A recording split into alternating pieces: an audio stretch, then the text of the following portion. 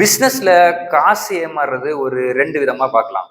முதல்ல கஸ்டமருக்கு பொருளை கொடுத்துருவாங்க. ஆனா கஸ்டமர் கிட்ட இருந்து பேமெண்டே வாங்க முடியாது. ஒரு சில ஆட்கள் எவ்வளவு கேட்டாலும் பேமெண்ட் கொடுக்க மாட்டாங்க. ஃபாலோ பண்ணி இவங்களுக்கே வெறுத்துரும்.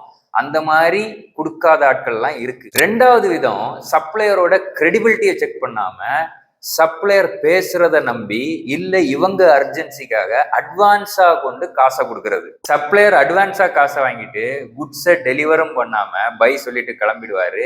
இது ஏமாறுறதுல 2வது விதம்.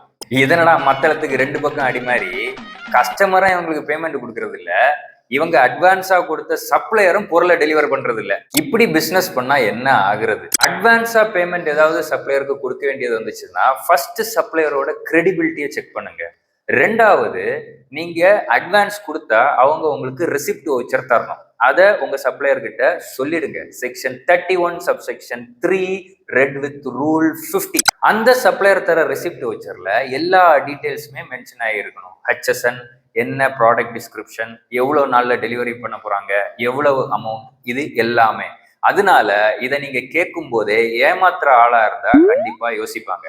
அடுத்தது ஒரு பாயிண்ட், அட்வான்ஸ் கொடுக்கறத பேங்கிங் சேனல்ல பண்ணுங்க, கேஷ்ல கொடுத்துடாதீங்க. அப்படியெல்லாம் பண்ணியும் உங்க அட்வான்ஸ் அமௌண்ட்டை சப்ளையர் ஏமாத்திட்டாங்கன்னா உங்களுக்கு என்ன வழி லீகலா இருக்குன்னா, போலீஸ் கம்ப்ளைண்ட் கொடுக்கலாம், இல்ல சிவில் சூட் போடலாம், இல்ல கன்சியூமர் கோர்ட்ல கூட கேஸ் ஃபைல் பண்ணலாம். இது என்னோட எக்ஸ்பீரியன்ஸ்ல என்னோட கிளைண்ட்ஸுக்கு நடக்கிறது தான் நான் ஷேர் பண்ணேன். உங்களுக்கு இதே மாதிரி ஏதாவது எக்ஸ்பீரியன்ஸ் இருந்ததுன்னா கமெண்ட்ல ஷேர் பண்ணுங்க.